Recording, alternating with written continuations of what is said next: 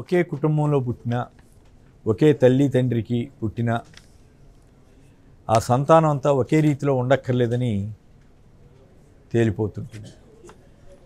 నిన్న పులివెందుల్లో ముఖ్యమంత్రి వైఎస్ జగన్ గారు చేసిన స్పీచ్కి ఆయన సోదరి శ్రీమతి షర్మిల గారు కానీ, అలాగే వారి చిన్నాన్న గారి కుమార్తె అయిన సునీత గారు కానీ వారు మాట్లాడుతున్న దానికి ఎంత తేడా కనపడతా ఉందండి.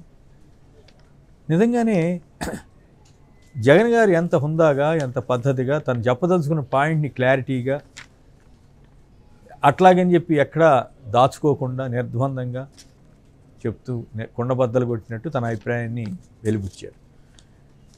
అదే షర్మిల గారు, సునీత గారు వాళ్ళు హద్దులు దాటిపోయి కుటుంబ గౌరవాన్ని కూడా మంటగలిపేలాగా వాళ్ళు వ్యవహరిస్తున్న తీరు, ప్రత్యేకించి ఈ కేసులో మాట్లాడుతున్న తీరు, ఇదంతా కూడా చూడటానికి చాలా ఇబ్బందిగా ఉంది. నిజానికి వైఎస్ఆర్కి ఉన్నటువంటి అభిమానుల్లో చాలామంది ఈ రోజున బాధపడుతున్నారు. ఏమిటి షర్మిల గారు, సునీత గారు ఇట్లా మాట్లాడుతున్నారు, అనవసరమైన ఆరోపణ చేస్తున్నారు, చివరికి సొంత అన్న మీదే ఇలాంటి వ్యాఖ్యలు చేస్తారా అని అంతా బాధపడుతున్న టైంలో నిన్న పులివెందులో వచ్చి నామినేషన్ వేసిన సందర్భంగా జగన్ గారు చేసిన స్పీచ్లో చాలా క్లారిటీగా, ఒకటి షర్మిల సునీతలకు కలిపి సమాధానం ఇచ్చారు, రెండు పులివెందుల ప్రజలకి తాను ఏం చేస్తున్నానో చాలా చెప్పారు, తద్వారా ప్రజలకి గౌరవాన్ని ఎలా తెచ్చింది వివరించారు. ఆ తర్వాత పులివెందుల, కడప, రాయలసీమ సంస్కృతి అంటూ అవమానిస్తున్న వారికి కూడా ఆయన గట్టి సమాధానం ఇచ్చారు. చివరిగా రాష్ట్రం అంతటికి కూడా ఎలాంటి గౌరవాన్ని తీసుకొస్తోంది, ఎలా పనిచేస్తుంది కూడా వివరించారు.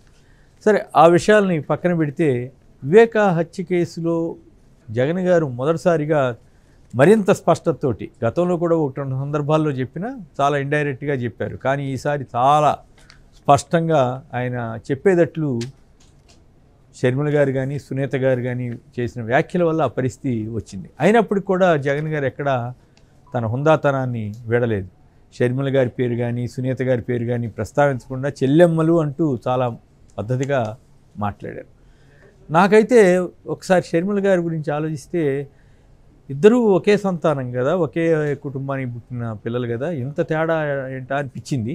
బట్ సరే, అది ఏ కుటుంబంలో అయినా ఉండొచ్చు, చాలా కుటుంబాల్లో జరుగుతూ ఉంటుంది. ఇప్పుడు ఉదాహరణకి అశోక్ గజపతిరాజు గారు, ఆనంద్ గజపతి గారు వేరు వేరు పార్టీల్లో ఉన్నారు. అలాగే చంద్రబాబు గారు, నారా రామ్మూర్తి నాయుడు గారి మధ్య అంతరాలు వచ్చినాయి.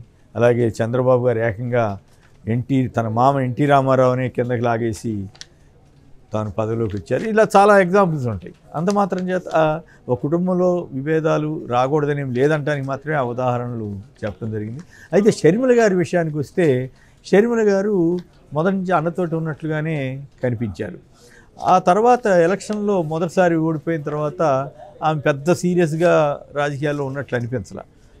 జగన్ గారే తన సొంతంగా పాదయాత్ర చేసుకుని, తనే ఎజెండా పెట్టుకుని మొత్తం మీద ఒక ఊపు తీసుకొచ్చి చివరికి ఎలక్షన్లప్పుడు మాత్రం ఆమె కూడా వచ్చారు.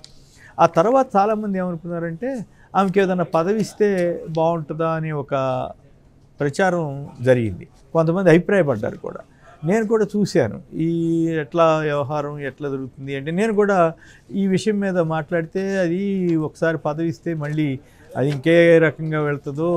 ఎందుకంటే చంద్రబాబు గారి గొప్పతనం ఏంటంటే, అవసరమైతే మద్దతు తన జగన్ ప్రత్యర్థులకు మద్దతు ఇస్తారు, ఒకవేళ కాకపోతే ఆయనే తిట్టేవారు. షర్మిల గారికి నిజంగానే ఒక పదవి ఇచ్చున్నారనుకోండి, అప్పట్లో చాలామంది అనుకునేవారు కదా, ఇచ్చుంటే ఇదే చంద్రబాబు నాయుడు గారు తిట్టేవాళ్ళు, ఎంత కుటుంబానికి రాసి ఇచ్చేశాడు, షర్మిల అన్న అట్లా అని అవినాష్ వీళ్ళందరినీ కలిపి తిట్టేవాడు.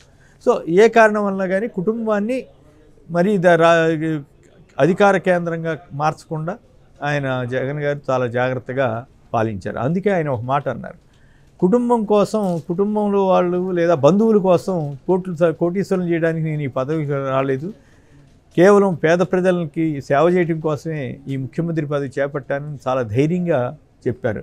అప్పుడు నాకు గుర్తు వచ్చిన పాయింట్ ఏంటంటే, కొండా రాఘవరెడ్డి గారు వైఎస్ఆర్టీపీ అంటే తెలంగాణ పార్టీ పెట్టినప్పుడు షర్మిల గారు ఆవిడతోటి సెయిల్ అయ్యారు రాజకీయంగా.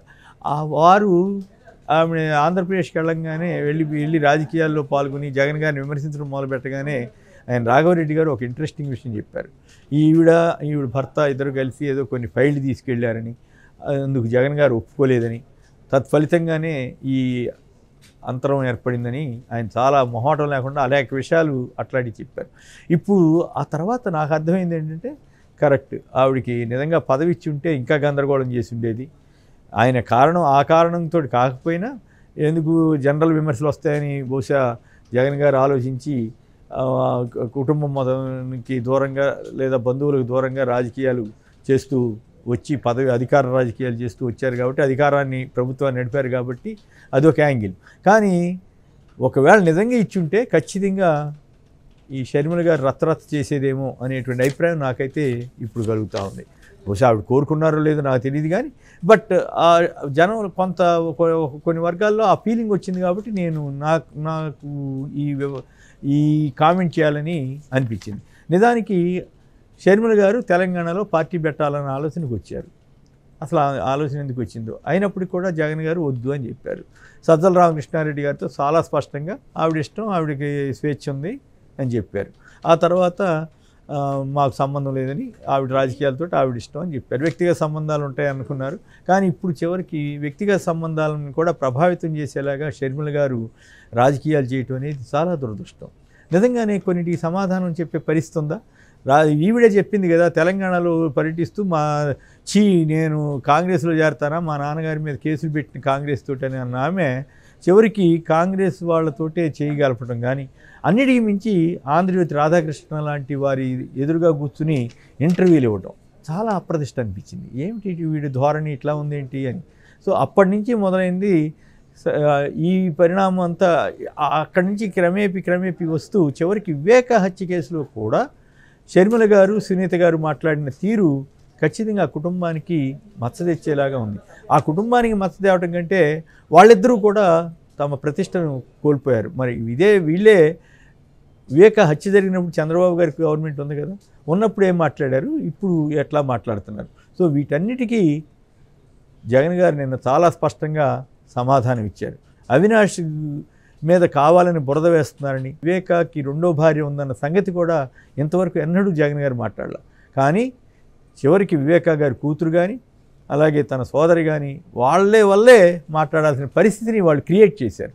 సో ఇవన్నీ చూస్తే రాజకీయంగా షర్మిల గారు చంద్రబాబు గారి ఇంటికి వెళ్ళటం ఖచ్చితంగా తప్పని, పైగా నాకు ఆశ్చర్యం ఇప్పుడు గుర్తుకొచ్చింది, పసుపు చీర కట్టుకుని వెళ్ళడం ద్వారా, పసుపు చీర కట్టుకోవడం తప్పని కాదు కానీ, బట్ ఆ రకంగా అంటే అప్పటికే ఆమె ఆ రకంగా ట్యూన్ అయ్యారా చంద్రబాబు గారు వాళ్ళ లోకేష్ గారికి క్రిస్మస్ గిఫ్ట్ పంపడం కానీ, అంటే అప్పటికే వాళ్ళతోటి రాజకీయంగా కానీ కుటుంబ పరంగా సంబంధ బాంధవ్యాలు ఏర్పడ్డాయన్న అనుమానానికి ఆస్కారం ఇచ్చారు. అక్కడి నుంచి ఆవిడ వ్యవహార శైలి మొత్తం ఆ రోజుల్లోనే డౌట్ వచ్చేది, ఈవిడ ఆంధ్రప్రదేశ్ రాకుండా ఉంటుందా అని అనుకునేవాళ్ళం. అయితే సరే తెలంగాణకి పరిమితం అవుతానంటున్నారు కదా అని అనుకున్నాం. కానీ ఊహించినట్లుగానే చంద్రబాబు గారు లేదా రాధాకృష్ణ గారు వీళ్ళు సక్సెస్ఫుల్గా రేవంత్ రెడ్డి గారు వీళ్ళంతా కూడా కావాలని ఆంధ్రప్రదేశ్కి పంపించారు. ఆమె వాళ్ళ తరఫున పనిచేసే ఒక మెకానికల్గా మారిపోయారు. ఆవిడ యంత్రంగా మారిపోయి ఆవిడకి పేరు కాంగ్రెసే కానీ దాదాపు చంద్రబాబు గారికి